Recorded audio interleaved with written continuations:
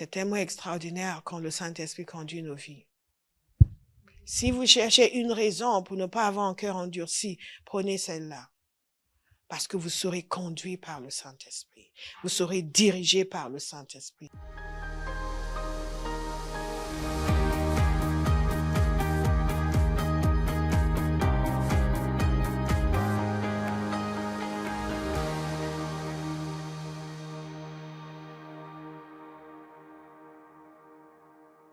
Alléluia.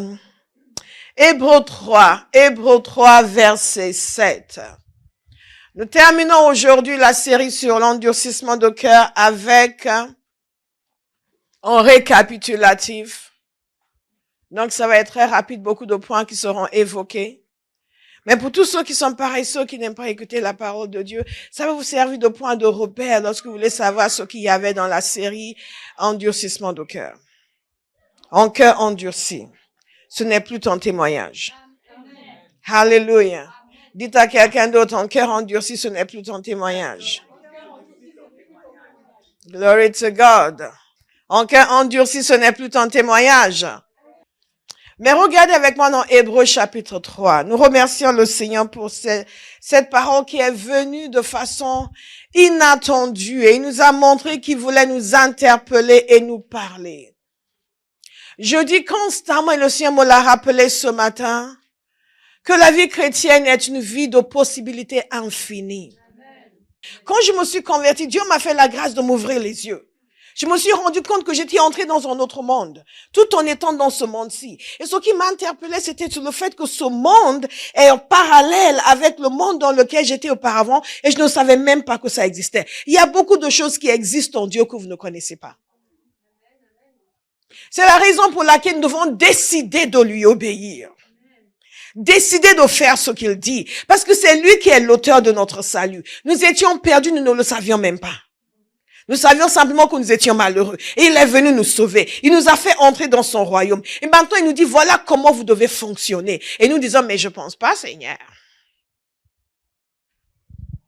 Mais ce n'est plus votre cas, n'est-ce pas? Amen. Vous n'avez plus le cœur endurci. Amen. Alléluia. Parce que la vie chrétienne, comme je le disais, est une vie de possibilités infinies. Nous servons le Dieu infini, qui n'a ni commencement ni fin, qui ne connaît pas de limites, qui est capable d'amener toutes choses à l'existence conformément au conseil de sa volonté. En d'autres termes, Dieu est illimité. Et quand vous le connaissez, il vous donne des possibilités illimitées. Nous sommes limités par notre éducation, nous sommes limités parfois par notre ethnie, nous sommes limités par nos circonstances géographiques. Certaines personnes sont limitées par l'idée qu'ils ont de ce qu'ils peuvent devenir dans la vie, par tout ce que les gens leur ont dit. Et en tant que pasteur, et je suis prophète, donc je vois les gens, je vois tout ce que Dieu peut faire avec eux. Et parfois, c'est extrêmement difficile de les amener à suivre parce que ils sont limités par tout ce qu'ils ont vécu. Et c'est souvent à cause de ces limites que nous endurcissons nos cœurs. Mais ce Dieu qui est illimité nous demande de fonctionner d'une certaine façon pour que nous puissions vivre réellement cette vie illimitée qui nous amène. Et les chrétiens vivent des vies très malheureuses parfois. Les gens disent, mais où est ton Dieu? Où est ton Dieu? Où est ton Dieu? Où est ton Dieu? Mais ce n'est pas à cause de Dieu, c'est à cause d'eux-mêmes. Et donc Dieu dit ici, Hébreux 3, verset 7. C'est pourquoi, comme le dit le Saint-Esprit, aujourd'hui, si vous entendez sa voix, n'endurcissez pas votre cœur. N'endurcissez pas votre cœur. Comme lors de la révolte, comme le jour de la tentation dans le désert. Là, vos ancêtres m'ont provoqué. Ils m'ont mis à l'épreuve. Et ils m'ont vu agir pendant 40 ans. C'est pourquoi j'ai été irrité contre cette génération. Et j'ai dit, ils ont toujours un cœur qui s'égare. Ils n'ont pas connu mes voies. Aussi, j'ai juré dans ma colère, ils n'entreront pas dans mon repos. Faites attention, frères et sœurs. Dites à quelqu'un à côté de vous, fais attention, fais attention. Faites attention, frères et sœurs, qu'aucun de vous n'ait un cœur mauvais et incrédule qui le détourne du Dieu vivant. Au contraire, encouragez-vous les uns les autres, chaque fois, chaque jour, aussi longtemps qu'on peut dire aujourd'hui, afin qu'aucun de vous ne s'endurcisse trompé par le péché. Et il continue encore. Et dans le chapitre 3, en les exhortant à ne pas endurcir leur cœur. Et je vous ai répété plusieurs fois dans cette série que si cette exhortation vient pour ne pas endurcir le cœur, c'est que la possibilité est grande et même réelle qu'en tant que chrétiens, nous ayons des cœurs endurcis contre le Seigneur. Et il leur dit ici, c'est dangereux d'avoir un cœur endurci. Béa nous a chanté tout à l'heure certains des dangers d'un cœur endurci. C'est dangereux d'avoir un cœur endurci parce que si tu endurcis ton cœur contre Dieu, tu risques de finir comme ceux qui avaient péri dans le désert. Et c'est pour ça qu'il donne cet exemple. Il dit, écoutez, ce n'est pas juste une histoire, ce n'est pas juste une parole vaine que je vous raconte. Ça s'est déjà passé dans l'histoire. Donc il en parle de ces personnes qui avaient endurci leur cœur et comment elles ont mal fini. Vous n'allez pas mal finir. Amen. Alléluia. Parce que vous n'allez pas endurcir votre cœur. Et nous avons vu par conséquent qu'il est impératif de ne pas endurcir son cœur. Notez le psaume 95, parce que c'est le passage que cite l'auteur de Hébreux en parlant de ce que le Saint-Esprit avait dit. N'endurcissez pas votre cœur comme à Mériba, comme lors de la journée de Massa dans le désert. Ils ont cherché querelle à Dieu. Ils ont cherché querelle à Moïse. Encore et encore et encore. Nous avons vu la longue liste de différents moments où ils ont cherché querelle le Seigneur. Ils sont sortis de l'Égypte. Ils se sont trouvés devant la mer Rouge. La mer s'est ouverte. Ils ont traversé. On aurait dit ces gens-là, pour toujours, ils vont croire. Non, non, non. C'est un peu comme nous, n'est-ce pas? Nous avons eu le témoignage de notre bien-aimé. Nous avons souvent des témoignages ici. Certains ont témoigné. Oh, j'étais venu ici. J'avais un problème au foie et Dieu m'a guéri. Et vous pensez que la prochaine fois, ils vont faire confiance à Dieu? Non, pas du tout.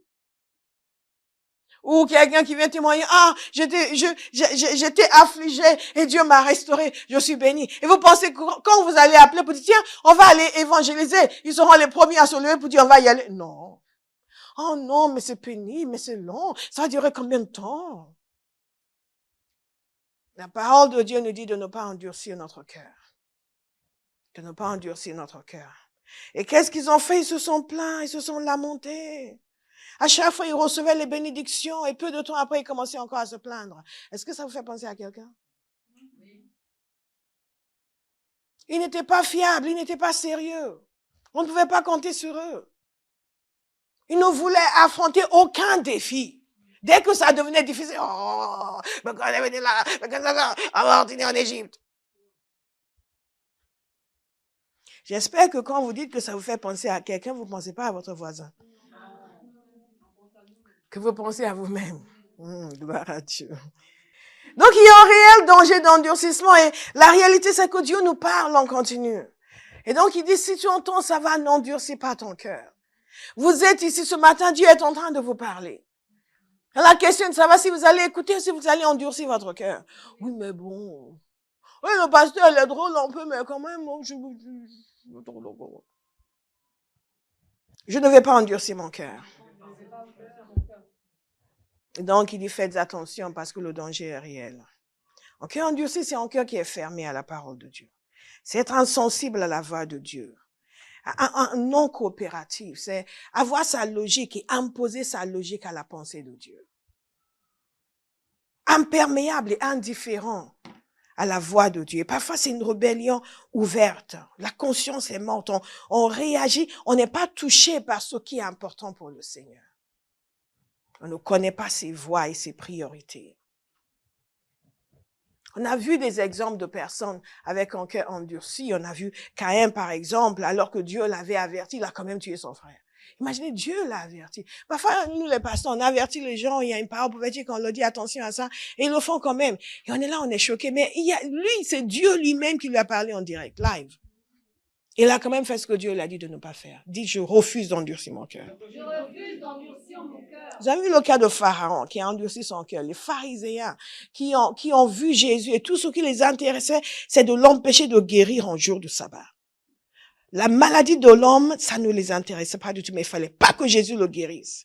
Parce que ça allait à l'encontre de leurs principes. La parole de Dieu nous dit que Jésus les a regardés, il était attristé à cause de l'endurcissement de leur cœur. Alléluia. Même les disciples de Jésus avaient un cœur endurci. Vous vous souvenez? Même les disciples de Jésus avaient un cœur endurci. Qu'est-ce qui nous amène à développer un cœur endurci? Très rapidement. Premièrement, quand on pense plus à ses intérêts qu'aux intérêts de Dieu. Donc, ce qui va arranger le Seigneur ne nous arrange pas. Et plus on impose nos intérêts vis-à-vis des intérêts du Seigneur, plus nos cœurs deviennent endurcis. Et on devient indifférent. Et on commence même à justifier son égoïsme. C'est ce qui s'est passé avec Saül. Et quand on pense plus à ses intérêts qu'aux intérêts de Dieu, on va se retrouver à se plaindre, à regarder tout dans, est-ce que ça m'arrange moi? Toute information est valable uniquement si ça me convient moi. Nous ne sommes pas sauvés pour préserver nos intérêts. Nous sommes sauvés pour agir pour les intérêts de Jésus. Parce que lui s'est donné pour nos intérêts. Nous aussi, nous devons nous donner pour ses intérêts. S'il avait pensé à ses intérêts, nous serions perdus irrémédiablement. Je vous le redis. Vous savez, il y a beaucoup de gens qui pensent qu'ils ont droit à votre loyauté. Ils ont, oui, parce que j'ai fait ça pour toi, donc tu dois... Non, non, non. La seule personne qui a totalement, entièrement droit à votre loyauté, c'est Jésus. Parce que sans lui, d'abord, vous n'existeriez pas, parce que tout ce qui a été amené à l'existence, même dans le sens physique, a été amené à l'existence par lui. Et le fait que vous soyez né de nouveau, que vous soyez délivré de la main de Satan, que vous puissiez connaître le Père, c'est lui. Nous sommes totalement dépendants de lui. Nous n'existons que par son bon vouloir. Il a agi pour nos intérêts, nous aussi nous devons vivre pour ses intérêts. Comment est-ce que nous savons que nous pensons plus à nos intérêts quand nous résistons à la direction de Dieu? Quand nous ne voulons pas suivre, nous pensons à nos intérêts personnels. Nous ne voulons pas suivre. Alors, la deuxième chose, c'est quand il y a un schéma de désobéissance. Comment est-ce qu'on développe un cœur endurci quand on prend l'habitude de désobéir? C'est comme des personnes... Parfois, les gens vous écrivent pour vous demander conseil sur des choses terribles et vous dites, comment est-ce que je peux conseiller sur ça en quelques instants? Mais une des choses que le Seigneur m'a montré très souvent quand les gens vous demandent conseil, je ne vais pas vous dire de quelle situation exacte il s'agit, pour des choses qui sont terribles, c'est que parfois il y a un schéma. Il y a un schéma qui a conduit à cette chose extravagante. Mais on a négligé. Quand quelqu'un fait quelque chose, au début, il sent que, waouh, c'est pas bon ce que je fais. Qu'est-ce que les gens vont dire? Et souvent, quand il n'y a pas de réaction, la personne va continuer. Elle va faire encore une troisième chose. Et au bout de la troisième fois, elle ne le sent plus. Pensez aux enfants qui volent. Je sais qu'il n'y en a pas ici.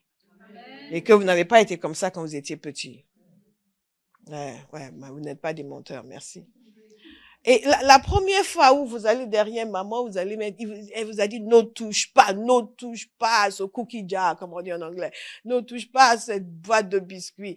Et vous allez, elle regarde pas et vous prenez, vous sentez un peu mal. Vous mangez avec un sentiment de culpabilité. La deuxième fois, vous sentez un peu, la troisième fois, quoi. Et ce n'est que le jour, n'est-ce pas, comme on livre, où vous allez, vous mangez tout et tout le monde, mais il n'y a plus rien, il n'y a plus rien. Et vous êtes là. C'est moi. Mais en même temps, votre cœur est déjà endurci. Et à la rigueur, vous êtes même vexé. Pourquoi tout le monde crie sur moi? Qu'est-ce que j'ai fait? J'ai mangé que des biscuits. Et on voit quand c'est un enfant, parce que nous on dit, mais il a volé, il est allé prendre des choses qui sont pas lui. Ou si c'est de l'argent, il prend un peu d'argent, il va aller chercher des bonbons. Au début, il se sent mal, il a un peu peur qu'il soit découvert. Au bout d'un moment, ça devient une habitude. Et il s'organise bien pour savoir où les choses sont mises et comment faire pour le prendre. Et ça c'est ce qu'on appelle un cœur endurci. Vis-à-vis du Seigneur, nous sommes comme ça. Et quand on persiste dans les schémas de désobéissance, le cœur s'endurcit. Troisième chose, le péché. Vous allez dire, c'est la même chose, oui. Mais nous avons dit concernant le péché qu'on a tendance à relativiser, rationaliser et justifier. Il y a toujours quelqu'un de pire que nous. Il y a toujours un pasteur qui a fait quelque chose de terrible.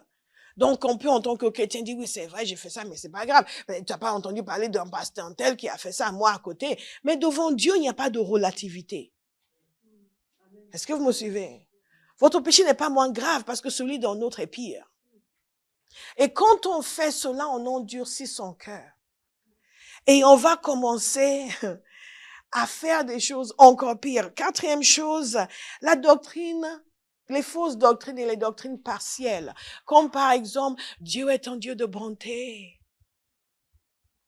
Mais Dieu est bon. Si nous connaissons la bonté de Dieu, nous ne connaissons pas la sévérité de Dieu.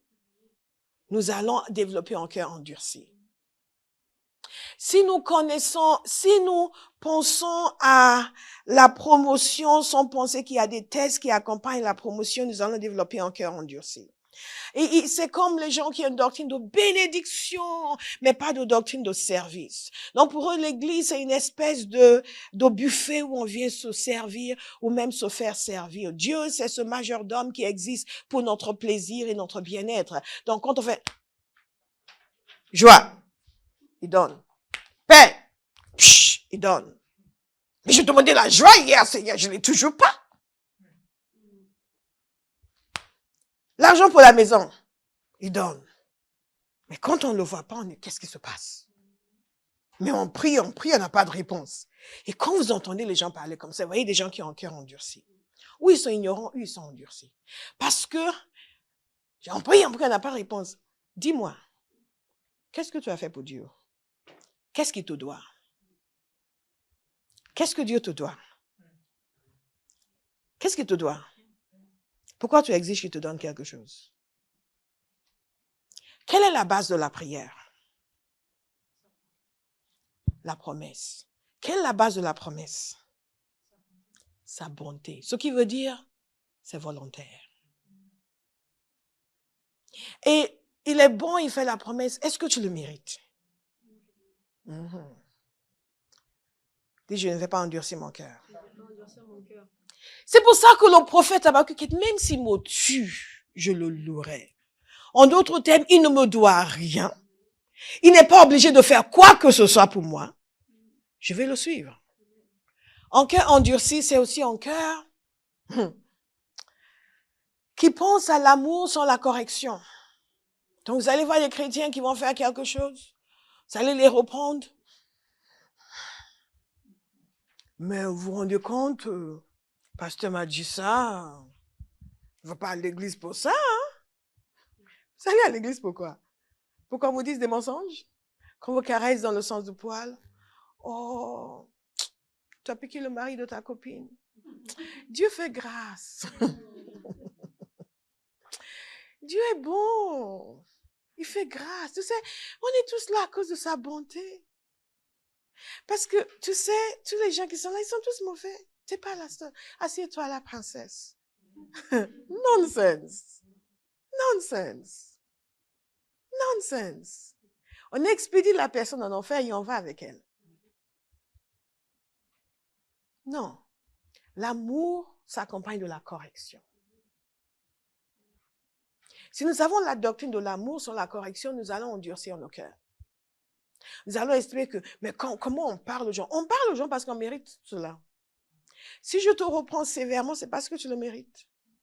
N'est-ce pas? Et si tu estimes que tu ne le mérites pas, qu'est-ce que tu fais? Seigneur, ça m'a repris, ça fait mal. Franchement, si tu me demandes, je dirais que je ne le mérite pas, mais au cas où tu as un avis différent. Montre-moi, Seigneur. Dites, je ne veux pas avoir un cœur endurci. Qu'est-ce qui nous amène à avoir un cœur endurci? C'est la doctrine du leadership sur la soumission. Tout ce qui nous amène à réclamer pour nous sans donner quoi que ce soit. Qu'est-ce qui nous amène à avoir un cœur endurci? L'arrogance. Nebuchadnezzar, Daniel lui avait dit exactement ce que Dieu a dit le concernant. Il lui avait prédit le mal qui allait lui arriver. Mais il n'a pas écouté. Et c'est uniquement quand il a passé toutes ces années comme une bête qu'il est revenu pour dire, ah, le Dieu de Daniel est le grand Dieu. Ce ne sera pas votre témoignage. L'inattention, notez l'inattention. Pourquoi est-ce que les gens développent un cœur endurci? L'inattention. La parole est donnée et ils ne prêtent pas attention. Marc 6, verset 51. La parole de Dieu nous dit ceci, que les disciples de Jésus, verset 52, ils n'avaient pas compris le miracle des pains parce que leur cœur était endurci.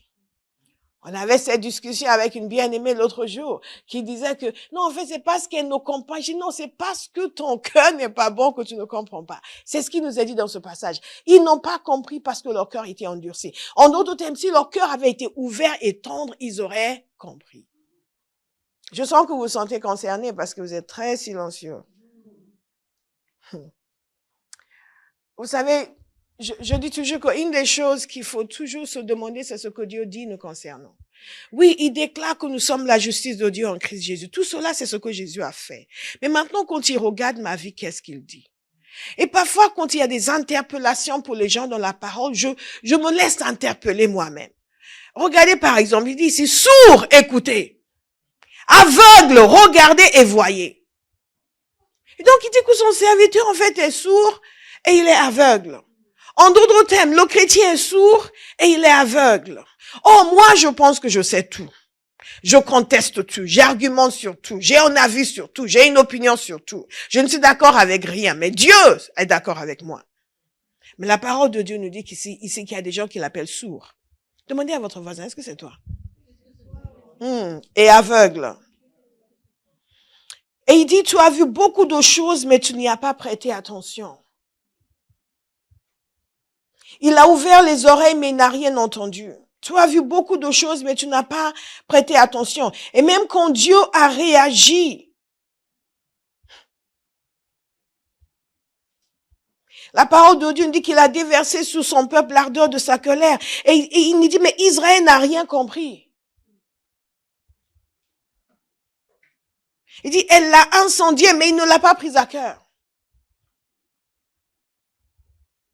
Dites au Seigneur, Seigneur, ouvre mes yeux. Donne-moi de comprendre. Vous savez, les regrets sont le résultat de l'inattention vis-à-vis de quelque chose qui aurait construit nos vies. Et une des raisons pour lesquelles je suis toujours content de voir des jeunes venir au Seigneur, c'est qu'ils pourront développer leur écoute, leur oreille, apprendre à entendre le Saint-Esprit, apprendre à être conduits par le Saint-Esprit, de telle sorte que ils vont faire moins d'erreurs que des gens qui ont déjà fait plein avant de venir à Jésus. Ils vont pouvoir bâtir leur vie sur la parole de Dieu, être conduits par le Saint-Esprit. Ils ne vont pas aller dans le mauvais sens. Ils ne vont pas épouser la mauvaise personne. Ils ne vont pas aller au mauvais endroit pour travailler. Et même s'ils travaillent dans un endroit où il y a des gens bizarres, ils vont savoir par le Saint-Esprit rester debout. Je connais un serviteur de Dieu, là où il travaillait, il y avait des gens occultes, mais de première catégorie. Et ils prenaient les sièges, ils les amenaient dans les shrines, comment on dit ça, dans oui, voilà, sur leurs hôtels de mal. Et ils ramenaient les chaises le matin. La chaise sur laquelle il est censé s'asseoir. Au travail. Grande entreprise. Non, pas dans le village de ton grand-père. Cholo. Il y a les cholochiens. Les cholochiens sont des gens extraordinaires. Pas cholocho. Vous me suivez? Mais lui, il arrivait au travail et il savait par le Saint-Esprit qu'il fallait pas qu'il s'assoie sur cette chaise. Vous vous rendez compte? Vous êtes à l'école, vous avez votre chaise habituée et tout, donc j'ai pas m'asseoir dessus. Pourquoi? Parce que le Saint-Esprit, dites le Saint-Esprit, il nous conduit. Si nous avons un cœur tendre, il ne s'assied pas dessus. Il s'asseyait en face. Et après, il prenait la chaise en face. Il revenait le ciel, non, mets-toi là. Il s'assied ailleurs. Après, il vient dire, mais toi, t'es dans quelque chose. C'est plus fort que le nôtre. C'est plus fort. C'est plus fort. Le nôtre est plus fort que le leur. Le nôtre est plus fort que le leur. Mais il faut avoir un cœur tendre devant le Seigneur. Beaucoup de chrétiens ont un cœur endurci, trop rebelles, trop désobéissants. Quand Satan vient les attaquer, ils n'ont pas de défense. Ils n'écoutent pas le Saint-Esprit. Et après, il dit, mais Seigneur, je ne comprends pas, je suis chrétien, pourquoi ça m'est arrivé? Le Saint-Esprit nous prévient toujours. À chaque fois qu'il y a quelque chose, même moyennement désagréable qui m'arrive, je dis, Saint-Esprit, je n'ai pas été attentive. C'est tellement extraordinaire quand le Saint-Esprit conduit nos vies. Si vous cherchez une raison pour ne pas avoir un cœur endurci, prenez celle-là. Parce que vous serez conduit par le Saint-Esprit. Vous serez dirigé par le Saint-Esprit. Vous allez savoir, je ne vais pas faire cette matière, je vais faire cette matière-ci. Et personne ne saura pourquoi. Et quelque chose va se passer vers la fin de l'année. Vous allez dire, heureusement que je n'ai pas appris cette matière-là. Pourquoi? Parce que vous êtes conduit par le Saint-Esprit. Conduit. Dites conduit par le Saint-Esprit. Je veux être conduite par le Saint-Esprit. Donc, je ne vais pas avoir un cœur endurci. Pourquoi les gens développent un cœur endurci? Parce qu'ils ne sont pas enseignables. Non seulement le Saint-Esprit ne peut pas les enseigner, mais personne sur terre ne peut les enseigner. Une fois, je parlais avec quelqu'un, j'ai appris, je l'évangélisais, j'ai appris, il est de mon pays, j'ai appris qu'il était chrétien avant de venir en France. Donc, je l'ai encore plus exhorté à venir à l'église. Mais c'était extraordinaire parce que chaque fois que je lui parlais, je disais, tu sais, la parole de Dieu, il me sortait en verset. Et je lui parlais, il me sortait en verset. Mais ça a failli devenir la guerre des versets. Donc, je me suis dit, je vais arrêter de sortir des versets. Il en connaît beaucoup. Ce ne sont pas les versets qui lui manquent. C'est le cœur. Donc, j'ai essayé de l'appeler à la raison. Écoute, si tu connais tous ces versets, qu'est-ce que tu fais avec? Et il sortait encore en verset. C'était quelque chose d'extraordinaire. Il n'était pas enseignable. Et j'ai fini par utiliser la ruse. Il voulait me donner quelque chose, je lui ai dit, il fallait qu'il me le donne, mais le seul endroit où il pouvait me le donner, c'était à l'église. Et ce n'était pas au culte, donc il ne soupçonnait rien, c'était un temps de répétition. Donc j'ai dit, au moins, s'il met les pieds ici, pas à Bauhaus, s'il met les pieds là, ça va faire quelque chose dans sa tête. Et ça a marché. Mais il n'était pas enseignable. Il est venu me donner quelque chose. J'ai dit, ah tiens, on est là, on fait la répétition. Il a vu un peu ce qu'on fait. C'est ici, hein, le dimanche, hein, c'est ici. Hein. Et il est venu. Mais il faut être enseignable. Quand nous ne sommes pas enseignables, nous savons tout, nous avons réponse à tout. C'est facile de développer un cœur endurci. Parce qu'au bout d'un moment, si vous n'écoutez pas le Saint-Esprit, il vous laisse. Vous vous écoutez vous-même.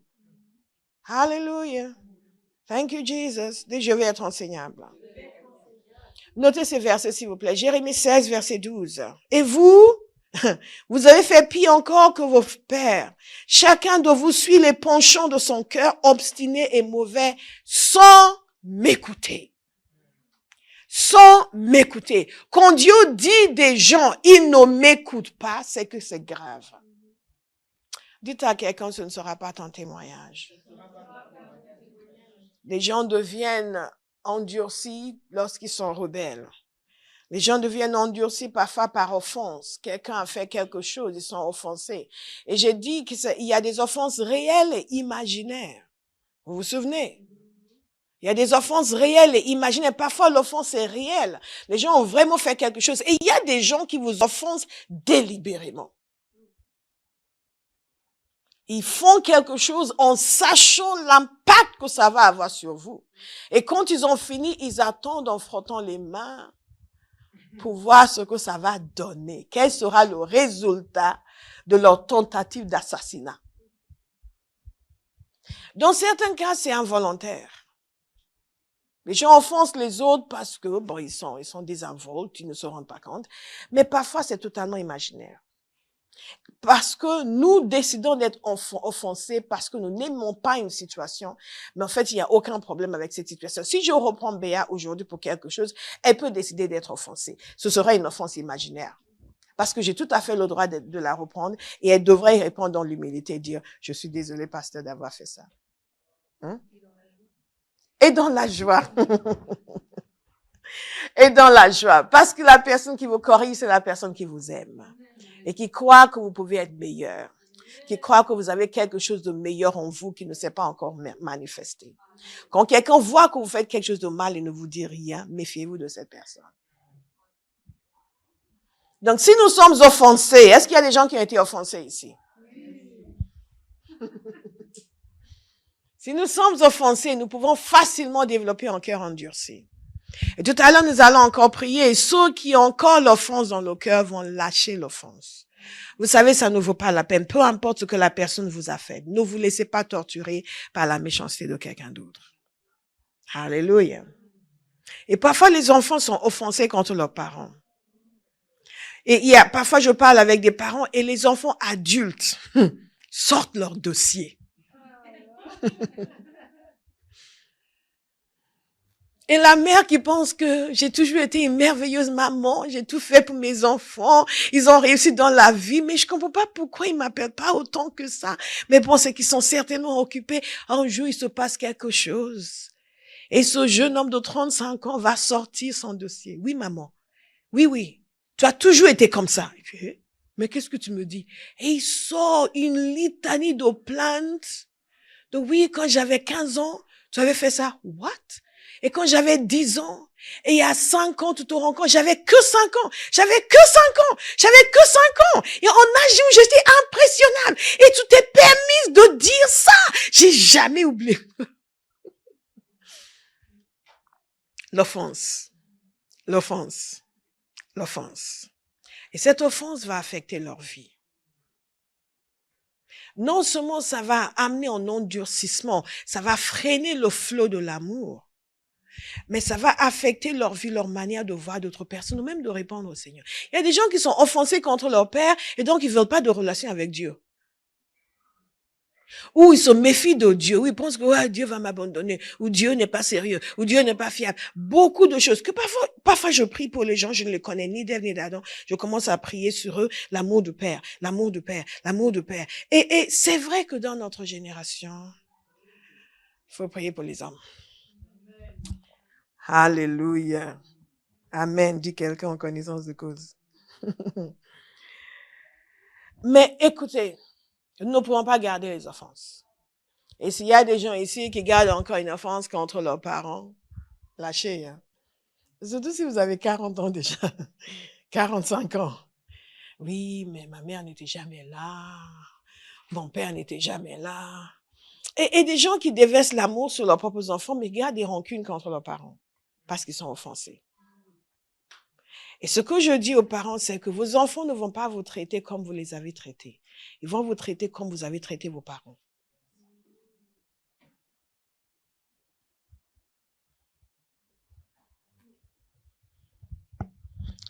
Pourquoi les gens développent un cœur endurci? Parce qu'ils sont déçus. Ils sont déçus. Parfois, c'est parce qu'ils ont été trompés. Quelqu'un leur a menti. Parfois, les gens développent un cœur endurci par la tromperie, parce qu'ils écoutent les mauvaises personnes, ils suivent les mauvaises personnes, ils sont conseillés par les mauvaises personnes. Ça arrive souvent avec les jeunes. Mais pas qu'avec les jeunes, malheureusement. Les mauvaises associations. S'associer avec des gens qui sont rebelles, qui n'ont pas de cœur pour Dieu, qui n'ont pas de cœur pour les choses de Dieu, vont donner des conseils bizarres, des conseils erronés. Et si on est plus attaché aux opinions des humains qu'à la pensée de Dieu, on peut facilement développer un cœur endurci. C'est la raison pour laquelle il faut vraiment que nous avions un amour extraordinaire pour le Seigneur. Que nous acceptions d'être différents. Lorsque j'étais dans le groupe de jeunes dans mon église à Boulogne, c'est une des choses sur lesquelles Dieu m'a travaillé longuement, cette conscience du fait que quand nous sommes à Christ, nous sommes différents. Et la nécessité d'assumer la différence. Vous ne pouvez pas vivre pleinement votre foi dans cette société si vous n'assumez pas votre différence. Si vous voulez encore plaire à des personnes qui n'aiment pas Dieu, vous allez déplaire à Dieu. Paul a dit ceci, je n'ai pas honte de l'évangile de Christ. Posez la question à votre voisin, est-ce que tu as honte de l'évangile? Est-ce que tu as honte de l'évangile? Quand j'ai commencé à apprendre à mademoiselle ici comment se tenir dans son lieu de travail, comme chrétienne, avec autorité, avec audace, et à amener les gens à venir vers elle plutôt qu'à essayer de l'intimider. Au début, elle ne voyait pas trop, mais elle a obéi. Et mon Dieu, ça a changé quelque chose. Nous sommes le sel de la terre.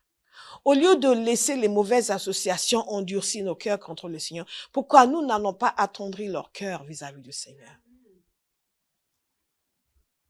Alléluia. Dis, je n'ai pas honte de l'évangile. Donc, je ne suis pas des voies perverses. Il y a un petit garçon qui m'a vraiment fait plaisir. Il a dit, il parlait de ces choses étranges qu'ils essayaient de leur imposer à l'école. Et il a dit à une fille, écoute, moi, je ne suis pas dans ces choses-là. Si tu veux être mon ami, tu vas pas aller dans ce sens. Si tu vas dans ce sens, on peut plus être amis. Pourtant, il y a d'autres qui vont dire, oui, mais si on n'est pas d'accord, ils vont être vexés. Donc, on va suivre. Dites, Seigneur, donne-moi un cœur tendre vis-à-vis de toi. Que j'ai plus envie de te plaire que de plaire aux gens qui ne te connaissent pas. Que de plaire aux gens qui ne te suivent pas. Amen. Amen. Priez cela et Dieu va le faire. Vous allez juste vous rendre compte que leur opinion n'a aucune importance. Mais aucune importance. Zéro importance. Alors qu'avant, oui, ils vont penser que ça n'a aucune importance. Beaucoup de chrétiens endurcissent leur cœur contre le Seigneur parce qu'ils se laissent influencer par les gens qui ne pensent pas comme Dieu. Parfois même au sein de l'Église. Prenez position pour le Seigneur. Prenez position pour le Seigneur. Et dites-lui désormais, plus d'intimidation. Moi, je vais avoir un cœur tendre vis-à-vis de toi. Et partout où je suis, les gens vont savoir qui je suis. Je suis né de Dieu. Je suis né de Dieu. Pendant des années, je marchais dans ma maison. I'm born of God. I am born of God. I am born of God. Et c'est devenu une réalité à l'intérieur de moi. Où que je sois, qui es-tu? Je suis né de Dieu. Comment ça? Je suis enfant de Dieu. Born again, saved, filled with the Holy Spirit. Tu veux en savoir plus? Olive, de temps en temps, quand tu es avec moi, elle me voit aborder les gens. Elle dit, Pastor, you speak with confidence. Avec une telle assurance, oui, parce que je sais qui je suis. Et chacun de nous, vous devez dominer sur tous ceux qui essaient de vous dominer. Amen. Et pour tous les jeunes, vous êtes le plus fort. Amen. Là où vous êtes. Pas vos amis qui ne connaissent pas le Seigneur. Kamaza. Au travail. Vous êtes le plus fort. Amen. Qu'est-ce qui s'est passé ce week-end?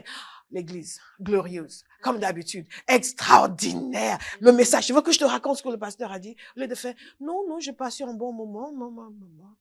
T'as fait quoi? Oh, c'était bien, c'était bien. It's aggressive. Aggressive.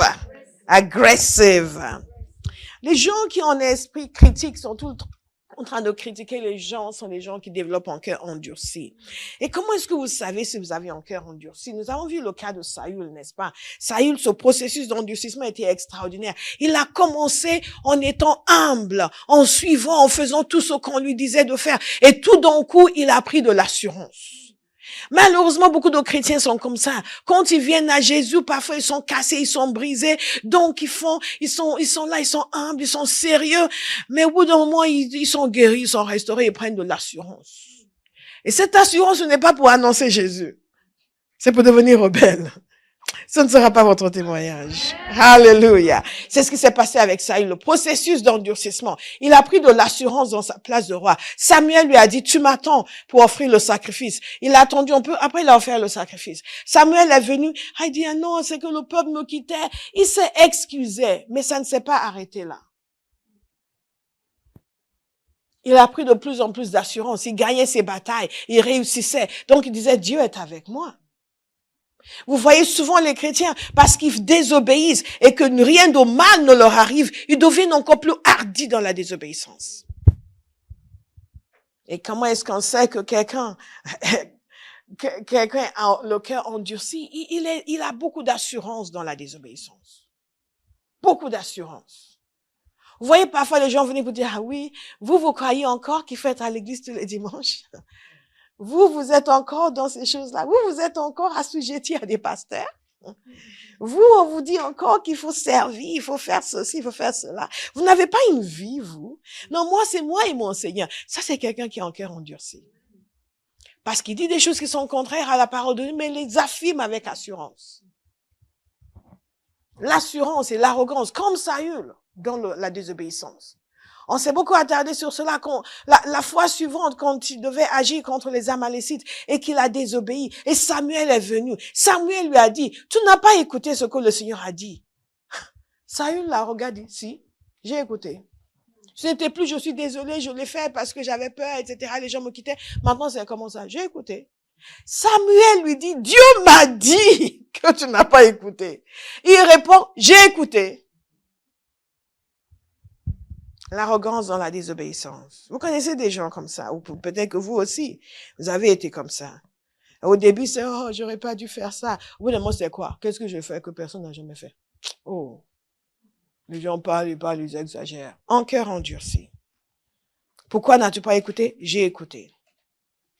Quand on est totalement indifférent à l'objectif de Dieu, on a déjà un cœur endurci.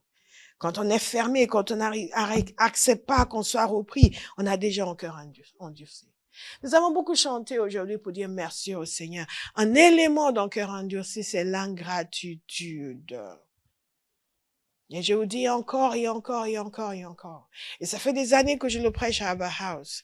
Et parce que dans certaines cultures, c'est tellement naturel la gratitude. Même les gens non convertis sont reconnaissants. Ils vous remercient aujourd'hui. Vous les voyez demain, ils vous remercient encore. Dans une semaine, ils vous remercient encore. Un an après, je n'oublierai jamais ce que ton père avait fait pour moi. Tu sais ce que ton père avait fait pour moi en 1966, lorsque nous étions ensemble à l'école, 1966? Ah oui.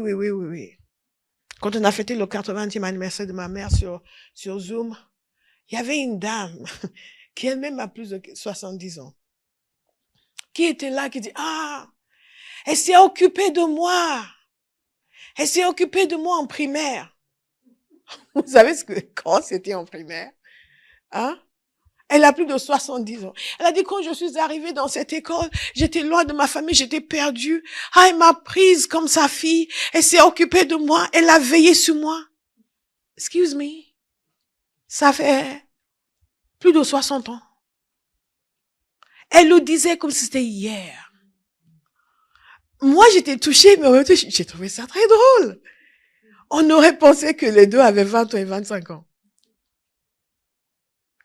Mais elle en parlait avec une telle émotion. Elle a dit donc qu'elle s'est occupée de moi et m'a ramenée à la maison avec elle parce que moi, ma famille était loin et j'allais passer les week-ends dans sa famille. Et son grand-père m'accueillait et disait, Mommy Alice, je n'oublierai jamais ce que tu as fait pour moi. Je suis, waouh. Waouh. Dis de reconnaissance. Nous devons être comme ça avec le Seigneur. Seigneur, le jour où je me suis convertie, tu te souviens, tu as fait ça pour moi. Seigneur, quand j'avais 2 ans de conversion, j'étais là, je me souviens du jour, j'étais là, j'étais triste, et le Saint-Esprit est venu sur moi, tu es tellement bon. Nous, c'est oui, je sais, mais c'était hier. Aujourd'hui, j'ai un autre problème. Dis de reconnaissance. L'ingratitude est un des signes d'un endurcissement de cœur. Endurcissement de cœur, ce sont des gens qui se moquent des autres, qui influencent négativement les autres et qui parfois vont se retirer. Ça, c'est un cœur endurci. Personne ne se retire juste comme ça. Les gens se retirent parce que le cœur s'est endurci. À moins que tous les gens autour se soient transformés en monstres.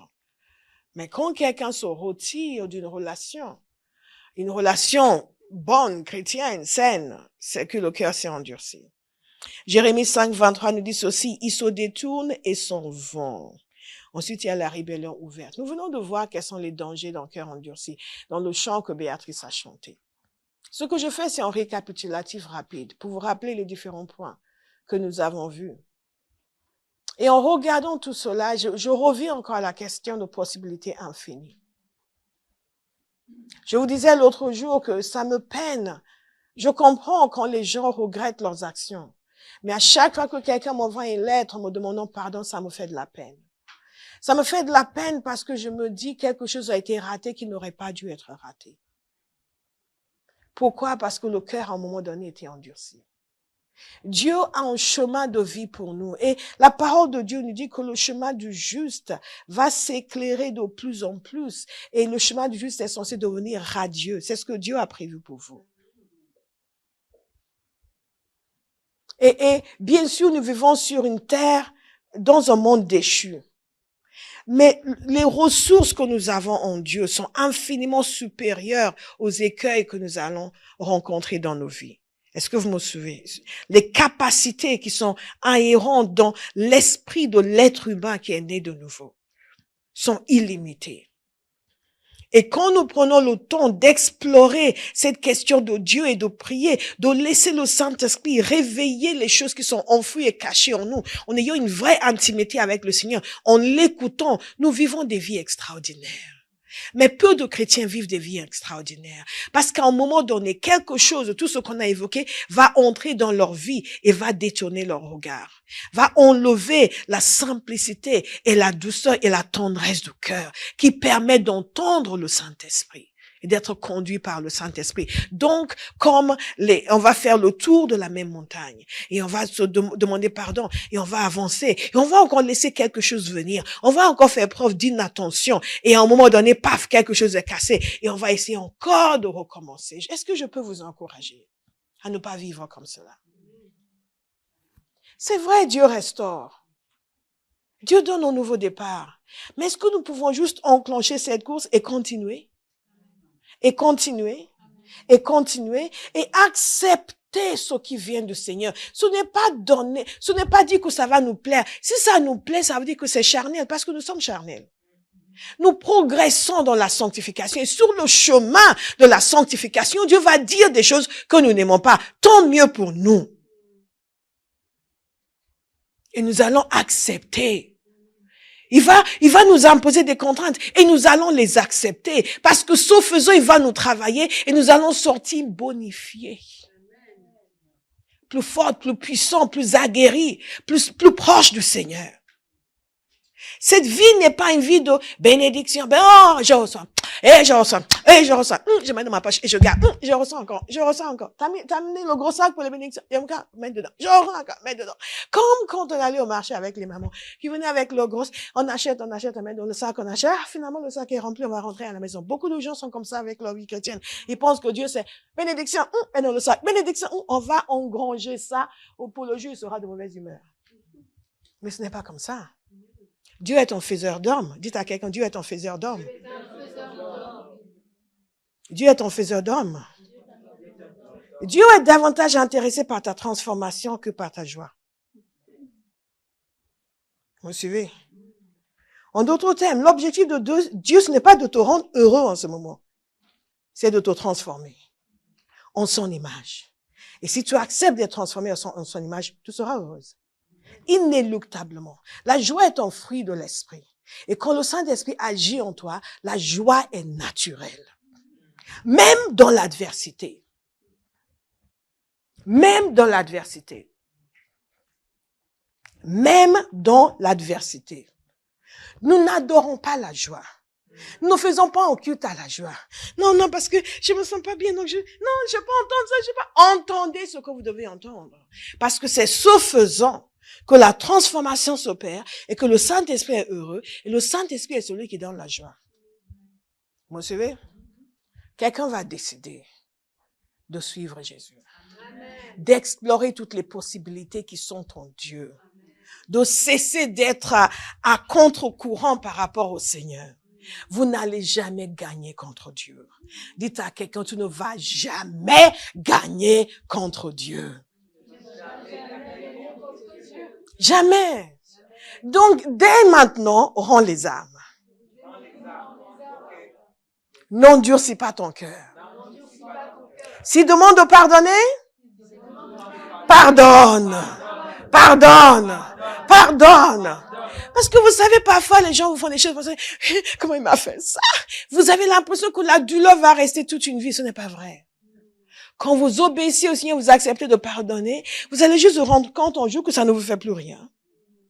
Alors qu'avant, c'était, si j'étais pas chrétienne, c'est sûr que je le tue.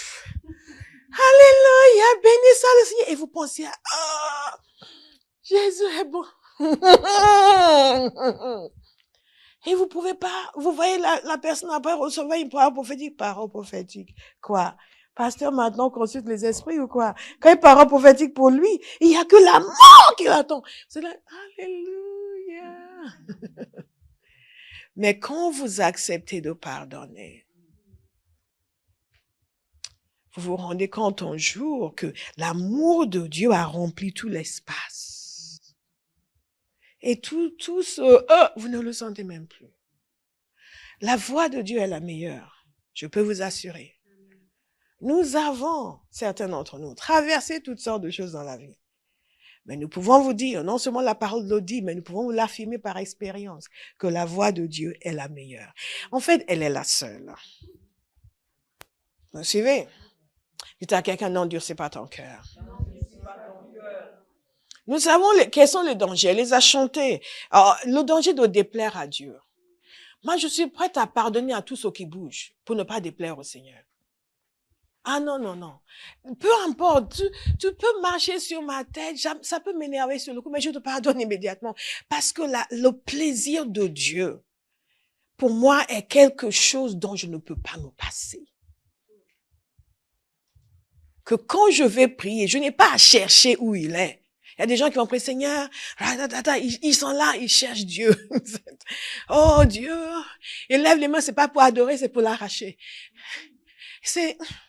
Où est Dieu? Non, quand je vais prier, Father, il est là. Ça pour moi, ça vaut infiniment plus que tout le reste. Oh, je n'ai même pas besoin de dire Father. Il vient lui-même. Lord, what are you doing here? Qu'est-ce que tu fais ici?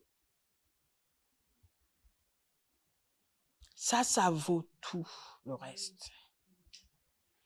Ça vaut tout le reste. Qui va décider d'avoir un cœur tendre? Nous avons vu que les gens qui ont le cœur endurci et qui persistent finissent par déplaire au Seigneur, finissent par s'égarer complètement, finissent par rater le calendrier de Dieu pour leur vie, rater des rendez-vous divins pour leur vie. Le Saint-Esprit ne nous dit jamais tout. Il va vous donner des indications. Fais ceci. Il va dire, bon, va parler en tel. Il sait quand tel vous avez énervé. Il sait quand tel vous a volé. Il sait quand tel avait vidé votre compte bancaire. Quand vous l'avez passé votre carte bancaire, vous n'auriez pas dû, d'ailleurs. Si vous avez écouté le Saint-Esprit, vous n'auriez pas dû. C'est camarade. Mais vous l'avez fait parce que vous lui faisiez confiance. Et il a vidé votre compte. Et le Saint-Esprit vous dit, va parler avec lui. Parlez avec lui. Vous lui dites quoi? Qu'il va aller en enfer? Oui, je vais aller parler avec lui. Non, Saint-Esprit, je vais aller parler avec lui. Je lui dirai tout de suite. Pas bien. Il dit, non, non, non, va lui dire que tu l'aimes. Ah.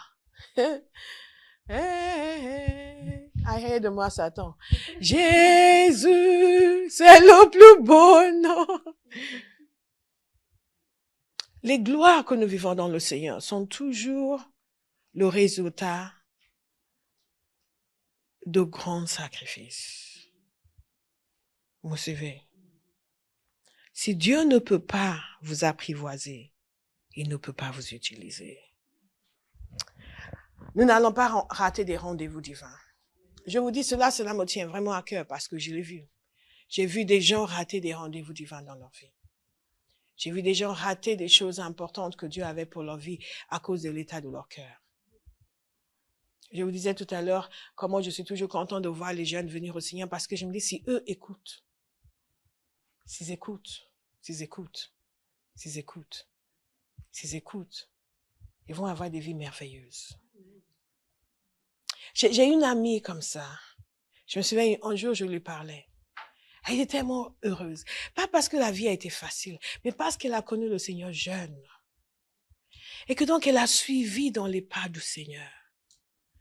Et là, maintenant, elle a la cinquantaine et elle regarde en arrière et se dit, waouh, je suis tellement contente d'être venue jeune au Seigneur. Quand j'avais 18, 19, 20 ans, qu'on m'a annoncé l'évangile, moi je me disais, non, c'est un truc de vieux ça. Non, moi je vais vivre. OK? I'm gonna live. I will live my life. Then when I'm older, I'll come to Jesus. La question Dieu, on va reporter jusqu'à la vieillesse. C'est ce que je disais. Je bénis le Seigneur parce que je ne l'ai pas fait.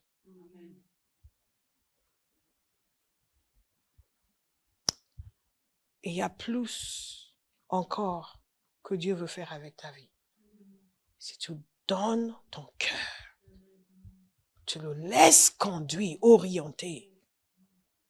Tu lâches tes a priori, même nous on est comme ça, moi je suis comme ça, dans ma famille on est comme ça. Ah, moi c'est mon caractère, c'est ma personnalité. Je veux Dieu plus que je ne veux autre chose.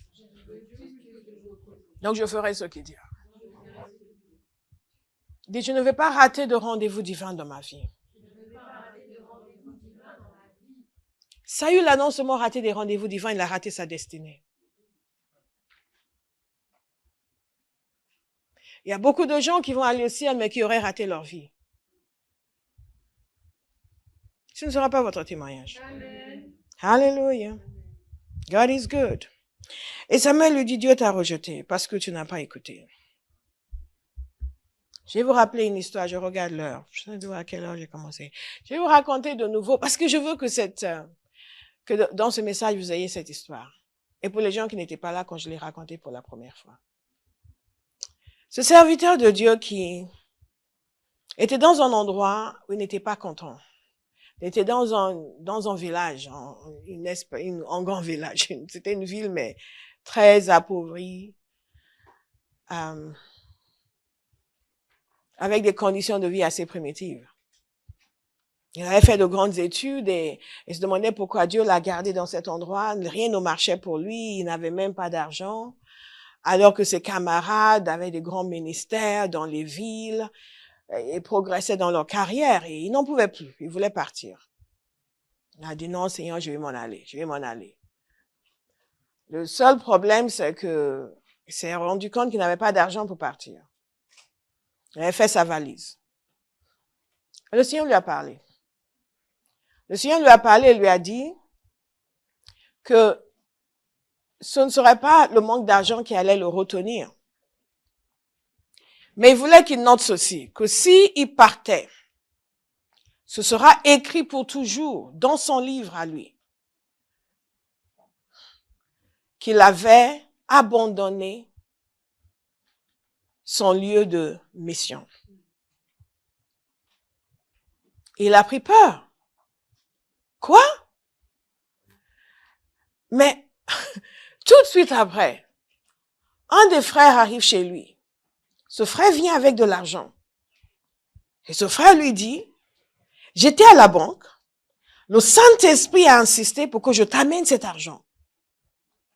Il a dit que tu veux faire un voyage et tu n'as pas d'argent. J'ai dit, mais Seigneur, ça peut attendre. Il dit, non, maintenant. Donc, le Saint-Esprit a insisté et ce frère est venu lui donner beaucoup d'argent pour qu'il puisse faire le voyage qu'il voulait faire. Et lui, parce que le Seigneur lui avait parlé, a dit, ah non, je ne voyage plus. Il dit, mais il faut le prendre, c'est le Saint-Esprit qui a dit que tu veux voyager. Il a dit, oui, je voulais voyager, mais je ne veux plus voyager. Il a refusé cet argent. Et je vous avais dit que ça m'a fait peur. Ça m'a fait peur parce que nos cœurs peuvent être tellement endurcis que nous allons insister pour faire quelque chose que Dieu ne veut pas et Dieu va nous laisser le faire.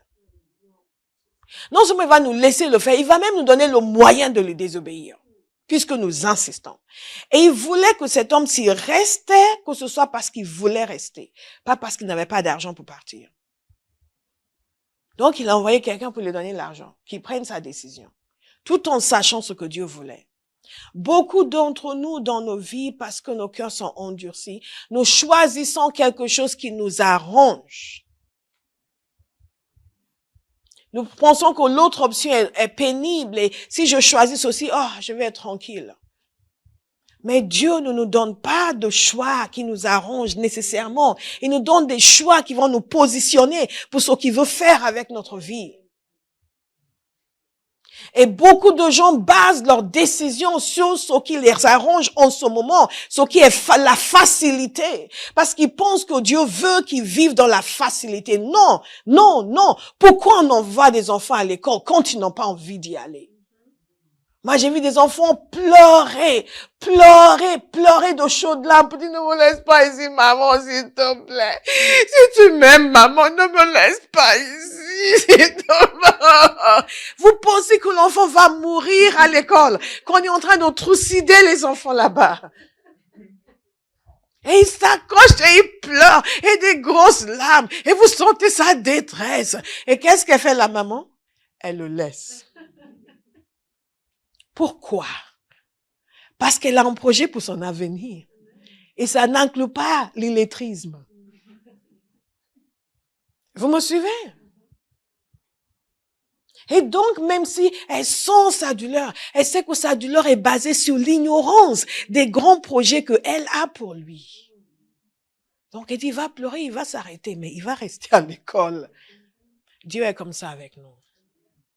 Si vous endurcissez votre cœur, vous allez fuir. Vous allez choisir des choses qui vous arrangent alors que Dieu vous met dans un endroit qui ne vous arrange pas, mais qui est en train de vous façonner, de vous préparer pour votre destinée. Et je peux vous assurer, j'ai tellement vu des gens passer à côté du calendrier divin, de leur destinée, de l'appel de Dieu pour eux, de ce que Dieu utilisait pour les bâtir et les construire, parce qu'ils cherchaient la facilité. Vous n'allez pas passer à côté. Vous n'allez pas passer à côté. Vous n'allez pas passer à côté. Vous n'allez pas passer à côté.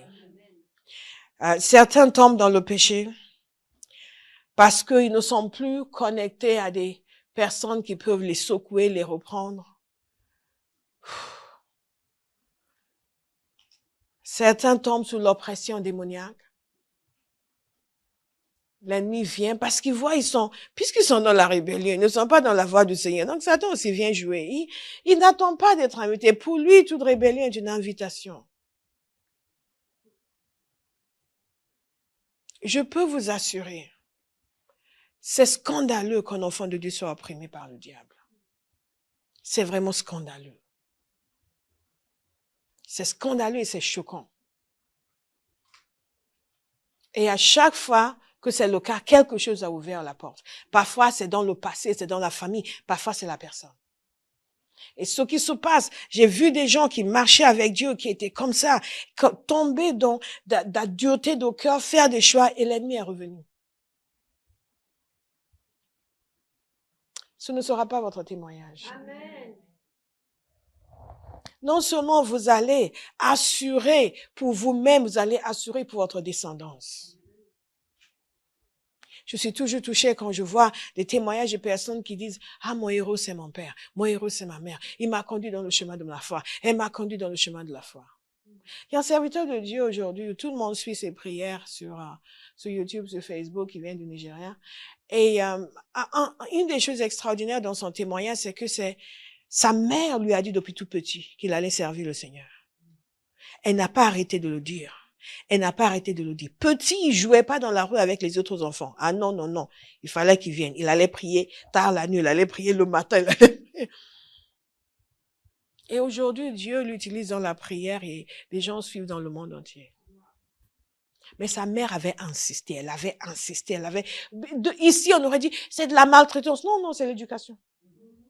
Parce qu'elle savait ce que Dieu voulait faire avec sa vie. Et quand il a fini ses études, et les gens ont payé ses études parce que sa famille était très pauvre. Il y a des gens dans l'église qui ont payé ses études. Quand il a fini ses études, il a eu un très bon poste, sa mère était malheureuse. Elle a dit non, c'est pas ce que Dieu m'a dit te concernant. Nous, aujourd'hui, le bishop Dag, c'est lui qui disait qu'il y a un couple, il y a un homme qui a amené son fils, dit, lui, il va être pasteur. Il a regardé celui de ses fils qui n'était pas intelligent. Il avait d'autres fils qui étaient très intelligents. Il les a destinés à des grandes entreprises. Celui qui n'était pas intelligent, il l'a amené à Dieu. Nous sommes souvent comme ça. Mais cette femme, son fils a fait de grandes études. Il avait un très bon poste avec une organisation internationale. Elle était malheureuse. Elle a dit non, c'est pas ce que Jésus m'a dit. Tu dois servir le Seigneur. Tu dois servir le Seigneur. Il disait qu'il priait pour elle, mais elle était malade. La veille de sa mort, il est allé la voir. Elle a dit, moi, je vais prier pour toi. Et elle a prié pour lui pour qu'il ne rate pas sa destinée. Le lendemain, elle était décédée. Il a pris la décision de servir le Seigneur. Aujourd'hui, il est connu dans le monde entier, pas parce qu'il a cherché, mais parce qu'il a resté dans ce que Dieu a dit et parce que sa mère préférait qu'il serve le Seigneur, qu'il ne rate pas sa destinée. Chaque fois que je pense à son histoire, ça me... Parce que je connais beaucoup de gens qui ont raté leur destinée. Beaucoup. Ce ne sera pas votre témoignage. Amen. Gardez un cœur humble devant le Seigneur. Gardez un cœur simple. Ça peut être juste une chose. Je vous parle constamment de la manière dont le Seigneur est venu me demander d'écrire. Ce n'était pas du tout dans mon horizon. Et quasiment toutes les semaines, les gens écrivent pour dire merci. Parce que tel livre les a bénis, tel livre les a bénis, tel livre les a bénis. Et je n'y pensais même pas du tout. Et à chaque fois, je me dis, ça vaut la peine, ça vaut le travail que ça demande. Vous n'allez pas passer à côté. Dites, je ne vais pas endurcir mon cœur. La vie chrétienne est ennuyeuse pour les gens qui ont le cœur endurci. Parce qu'avec Dieu, on ne s'ennuie jamais. Il a toujours une idée intéressante. Je vous assure. Il a toujours une idée intéressante. Il a toujours un travail à vous donner. Il va ce mois-ci, tu vas jeûner 14 jours et tu vas prier pour un tel. Mais un tel, je le connais à peine. Oui, mais Dieu cherchait quelqu'un, il t'a trouvé. Et quand tu obéis, tu ne t'ennuies pas. Absolument pas. Quand on s'ennuie en tant que chrétien, c'est qu'on a un problème. Dieu n'est vraiment pas ennuyeux. Quand on le côtoie, on ne connaît pas l'ennui. On ne connaît pas l'ennui. Quand on le sert, on ne connaît pas l'ennui. Vous vous ennuyez, allez au McDo de votre quartier, levez-vous et dites, Jésus-Christ est Seigneur. Amen. Je vais vous annoncer l'évangile. Vous n'allez pas vous ennuyer. Ils vont vous crier dessus. Certains vont dire Amen. Certains vont dire, mais c'est quoi ça? C'est pas une église. Vous allez sortir content. Voilà. Je disais à Bia hier, j'ai dit, il est temps que l'église en devienne des gens qui causent des troubles. On est trop rangés. We should be troublemakers. Vous comprenez? Troublemakers. Let's cause some trouble. Let's stir up some action. Comprenez? Un peu d'action. Vous êtes dans le train, mais tout le monde est en train de dormir. Pourquoi ils dorment? Hey! Réveillez-vous tous, je vais vous dire que Jésus vous aime, Jésus veut vous sauver, comme Béa le fait. Ils vont se réveiller. Et vous allez voir des chrétiens, vous dire, merci pour ce que vous faites. Merci pour ce que vous faites. Dites une vie d'action, d'excitation. Quand on n'a pas le cœur endurci, on entend le Saint-Esprit. N'est-ce pas? On entend le Saint-Esprit. Vous allez arriver tôt au travail, vous ne savez même pas pourquoi. Et tout d'un coup, il y a un collègue à qui vous avez toujours voulu parler de Jésus, qui vient se mettre devant vous, qui commence à lui dire, mais franchement, s'il y a un Dieu sur cette terre, il faut qu'il m'aide. Ah, il y a un Dieu, et je vais t'en parler. God is good. Vous n'allez pas rater votre destinée. Vous n'allez pas rater votre destination. Vous n'allez pas tomber sous l'oppression de l'ennemi. Et si Satan vous opprime, vous venez, on va le chasser. Alléluia. Mais il y a quelque chose de mieux que Satan quitte votre vie, c'est que vous le chassez de la vie des autres. Amen. Vous me suivez? Vous devez devenir un prédateur pour les démons. Vous comprenez? Vous devez devenir un prédateur pour les démons. Vous les chassez, vous les reniflez, vous les chassez. C'est un de Dieu que j'aime bien. Et quand il était jeune, quand il avait 2 ans de conversion, Dieu commençait à lui ouvrir les yeux. Il voyait des esprits sur les gens, mais il n'avait pas de puissance. Il ne savait pas quoi faire. Donc, il voyait toutes ces choses, mais il ne pouvait rien faire. Donc, il disait, toi, ton esprit de ton esprit de ton esprit. Mais il ne pouvait pas les chasser. Il ne savait pas comment faire. Elle est allée travailler dans un hôpital parce qu'il était médecin. Et son patron faisait des avortements. Et lui montrait, il dit, bon, c'est comme ça que tu fais. Et il était peureux. Il était trop timide pour lui dire, moi, je ne fais pas d'avortement, Et il regardait, il dit, comment je vais faire? Et un jour, il arrive dans une salle d'opération. La vie chrétienne est intéressante. Dites à quelqu'un, n'endurcis pas ton cœur. Tu vas vivre des aventures avec le Saint-Esprit. Et il arrive dans cet endroit, il voit cette femme, elle a fait 3 fausses couches. Et tout d'un coup, il s'entend lui dire, votre problème est spirituel. Et elle le regarde, il dit, vous voulez que je prie avec vous? Il a prié pour elle, elle était musulmane, elle a donné sa vie à Jésus. Et donc il a prié pour elle, elle a dit que les choses allaient s'arranger, etc. Le lendemain, il arrive au travail et tout le monde le cherche. Ils lui disent, cette femme qui est dans la chambre d'elle, elle t'attend. Donc, il est allé et il a vu la femme, il lui a dit que la nuit, il y a 3 entités qui sont venues la voir. Des entités avec une forme mais pas de pied. Ils sont venus la voir, il lui dit, toi, tu penses que tu vas pouvoir nous quitter comme ça? Elle était terrifiée. Donc, lui, il a dit, ben écoutez, lui-même, il était jeune chrétien. Il s'est dit, bon, on va faire quoi là? On va prier, on va prier. Et il a prié.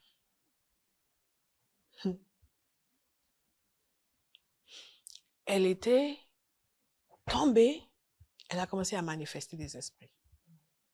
Et il ne savait pas quoi faire. Les infirmières regardaient, qu'est-ce qu'on fait? On va prier, on va prier. Il a libéré la puissance de Dieu, la femme, elle a été délivrée. Et il a dit, tout le monde était content, il a dit, écoutez, l'étude biblique ce soir, tout le monde vient. Jusque-là, il n'était que 2. Tout le monde est venu à l'étude biblique. Et il a prié.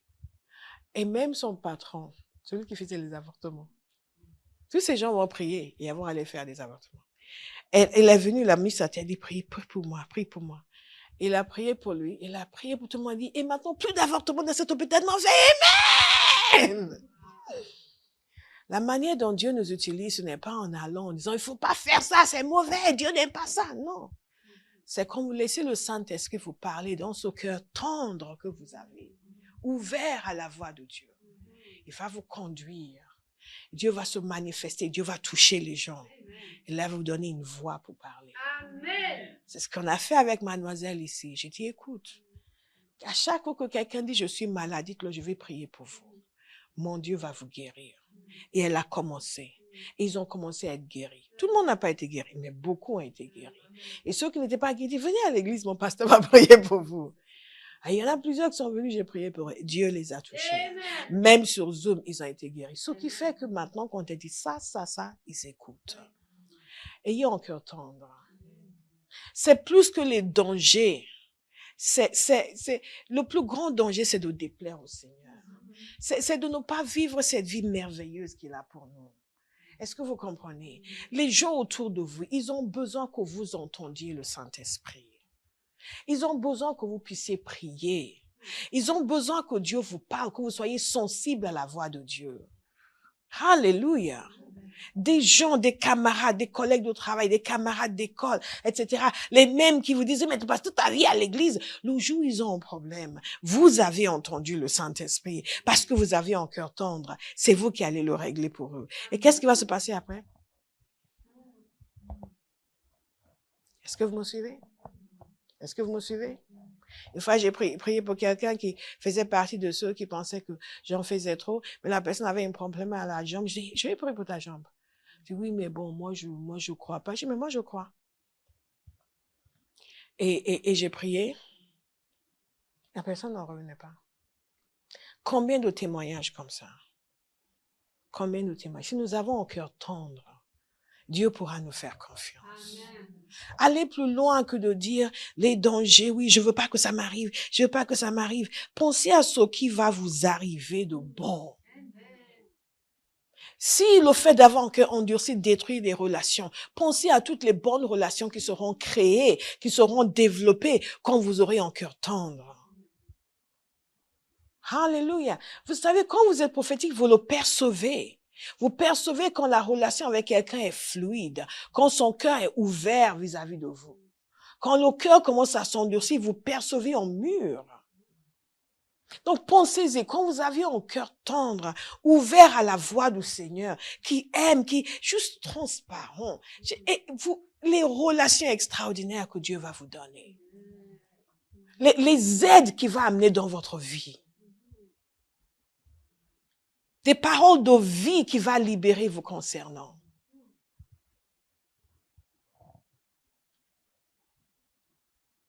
Si le fait d'avoir un cœur endurci nous amène à devenir ennemis de Dieu, imaginez le genre de passion qu'il va vous donner pour son œuvre. Si vous aviez un cœur tendre. La vision qu'il va vous donner, la manière dont il va vous utiliser, toutes les vies qui seront touchées par votre vie. Tous les gens qui seront bénis par votre cœur. Pensez-y. L'apôtre Paul, il écrivait à ces Corinthiens en les exhortant à donner généreusement au Seigneur. Et qu'est-ce qu'il a dit? Il a dit, à cause de votre don, des louanges seront adressées à Dieu. Parce que vous aviez un cœur tendre et vous êtes généreux envers eux, qu'ils vont célébrer le Seigneur. À chaque fois que vous avez un cœur ouvert à Dieu et que Dieu passe par vous pour bénir quelqu'un, vous allez amener les gens à célébrer le Seigneur. Que ce soit une parole de vie que vous libérez, que ce soit une aide que vous apportez, quelle que soit la chose que vous faites, les gens vont célébrer Dieu à cause de vous. Ça ne vous donne pas envie. Vous savez, notre vie n'est pas mesurée par ce que nous recevons, mais par ce que nous donnons. La valeur d'une chrétienne n'est pas dans ce qu'il reçoit, mais dans ce qu'il donne. C'est pour ça que cette culture de ma bénédiction est une grosse erreur. Ça doit être mon service, mon service, mon service. Qu'est-ce que je peux donner? Jésus a dit, nous sommes plus bénis en donnant qu'en recevant. Donc, quel que soit ce que je reçois aujourd'hui, il est encore plus important que je donne. Que je donne. Alléluia. Tournez-vous vers quelqu'un et dites-lui, je vais être une bénédiction pour toi. Je vais être une bénédiction pour toi. Alléluia. Je vais être une bénédiction pour toi. Et nous avons vu longuement comment faire pour être restauré. Si on sait qu'on a un cœur endurci.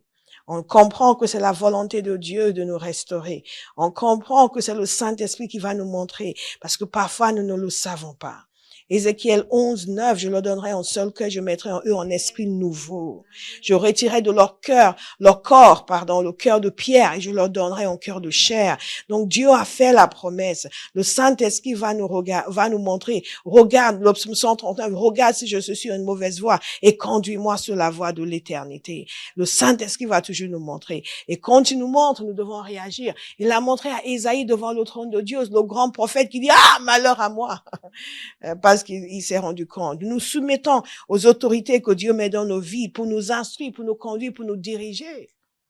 Je peux vous assurer, si la voix de votre pasteur ne pèse pas plus lourd que la voix de vos copains, vous êtes sur une mauvaise voie. Je vous garantis. Je vous garantis. Si vous avez un bon pasteur.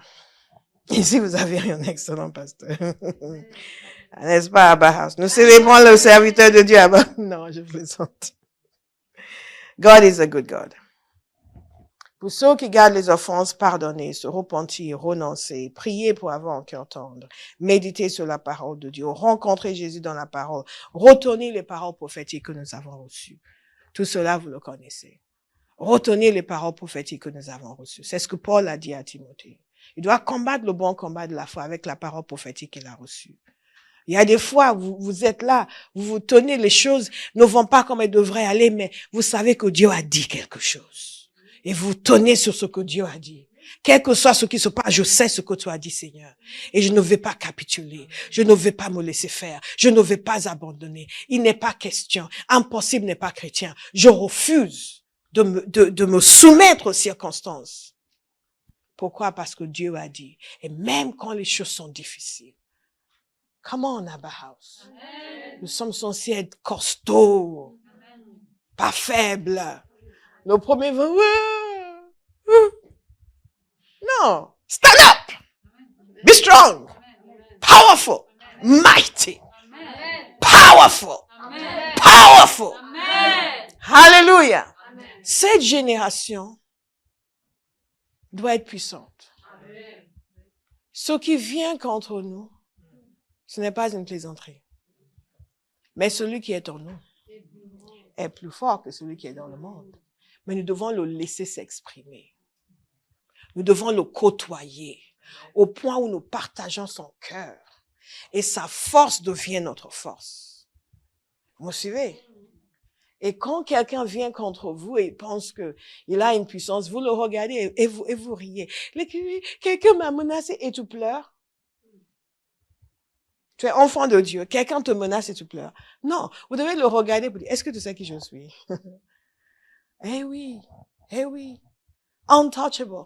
Amen. Untouchable. Amen. Intouchable. Amen. Intouchable.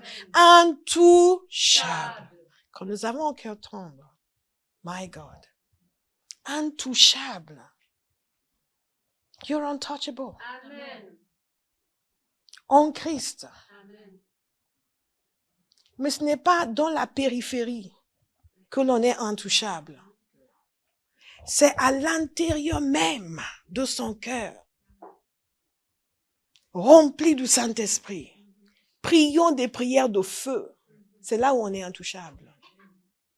Et c'est là où on ne branche même pas. Quelqu'un vient vous dire, oh là là, what is that problem? Dites, je suis intouchable. Je suis intouchable. Je suis intouchable. Parce que je suis en Christ. Alléluia. Et je prends ma place. Et je prends ma place. Et j'ai un cœur tendre. Je laisse le Saint-Esprit me parler. Je laisse le Saint-Esprit me conduire. Amen. Vivez dans l'intimité de Jésus. Cherchez sa volonté. Ne vous laissez pas malmener par le diable. C'est une insulte. Vous devez être indigné. Vous vous réveillez le matin, Satan est venu vous embêter la nuit et vous êtes malheureux. Ne venez surtout pas me dire ça. Vous vous réveillez indigné. De quel droit? Kamase kabase kata.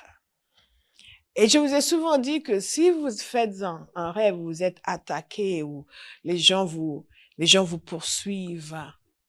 Il y a des gens qui font ces rêves toutes les nuits. Vous ne devriez pas faire ce genre de rêve toutes les nuits. C'est pas sérieux de faire ça. C'est pas sérieux. Vous devez réagir. Si vous êtes né de nouveau, faites ce genre de rêve toutes les nuits. OK. On va pas vous fouetter, mais quand même. Vous vous réveillez en pleine nuit. Vous demandez pardon au Seigneur du fait que vous vous êtes laissé poursuivre. Vous dites, Seigneur, fortifie-moi. Maintenant, je vais me rendormir. Fais-les revenir. Et que cette fois-ci, que ce soit moi qui les poursuive. Non, non, faites-le. Vous serez étonnés. Vous serez étonnés. Ils vont revenir et vous allez les tabasser. Kimarabuzakata keka. Kimanagaba sheka. Tu as déjà fait cette expérience, non? Où les gens qui t'opprimaient avant dans le rêve, après ils venaient et tu lançais le feu. Dites, lance le feu, lance le feu. Lance le feu. Gardez un cœur tendre, un cœur pur. Soyez continuellement reconnaissants envers le Seigneur. Servez-le pleinement. Donnez-vous tout entier au royaume de Dieu. Vous connaissez l'histoire de cette femme dont le fils est décédé? C'est à cause de son sacrifice que le cœur du serviteur de Dieu a été provoqué. Il a dit à Dieu, non, le fils de cette femme ne peut pas mourir. Il l'a placée sur l'autel, elle est revenue à la vie. Amen. Servez-le pleinement, restez sous autorité. Je vous ai expliqué que nous sommes tous sous autorité. Si vous n'êtes pas sous l'autorité de Jésus, vous êtes sous l'autorité du diable. Tout être humain sur la terre est sous une autorité. Il n'y a aucun être humain qui soit autonome spirituellement. Notez-le bien. Pour ceux qui disent, comme je disais, oh non, Jésus, ce sera plus tard, quand je serai vieille. J'aurais passé toute ma vie assujettie à Satan. Vous vous rendez compte?